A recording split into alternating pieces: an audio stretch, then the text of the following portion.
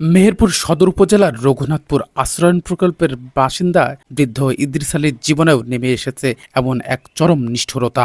2 বছর আগে স্ত্রী মারা যাওয়ার পর থেকেই তার সাজানো সংসার তাসের ঘরের মতো ভেঙে পড়ে। 4 সন্তানের জনক ইদ্রিস আলীর 3 ছেলে বিয়ে করে এখন নিজেদের সংসার নিয়ে ব্যস্ত।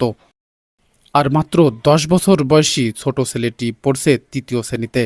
দুঃখের বিষয়, স্ত্রী মারা যাওয়ার মাত্র 12 দিনের মাথায় বড় ছেলেরা ও পুত্রবধূরা জানিয়ে দেয় পিতার কোনো আর্থিক সম্পদ না থাকায় পিতাকে খাবার দেওয়ার সামর্থ্য নেই তাদের।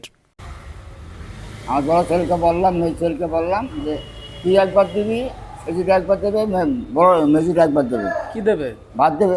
আচ্ছা, বলছে আমরা পাইবো না, তোমার জমি জায়গায় কিছু নেই, গরু বাছুর নেই, আমরা পাইবো না, তোমার মতো তুমি দেখে খাও। আপনি যে সাহায্য তুলে বেড়াচ্ছেন এটা কি আপনার ছেলেরা জানে? জানে। বয়সের ভার এবং দীর্ঘদিনের অ্যাজমা রোগে আক্রান্ত ইদ্রিস আলী এখন ভারী কোনো কাজ করতে পারে না। জোটেনি বয়স্ক ভাতার কার্ড ও তাই বাধ্য হয়ে 2 মুঠো খাবারের সন্ধানে দাঁড়ে দাঁড়ে হাত পাচ্ছেন তিনি। বড় কোনো বিলাসবহুল জীবন কিংবা দামি খাবারের লোভ নেই এই বৃদ্ধের। জীবনের শেষ দিনগুলোতে নিজের সন্তানদের কাছেই 3 বেলা ডাল ভাত খেয়ে বেঁচে থাকতে চান ইদ্রিস আলী। জাহিদুল ইসলাম, বিডিসি টেলিভিশন, মেহেরপুর।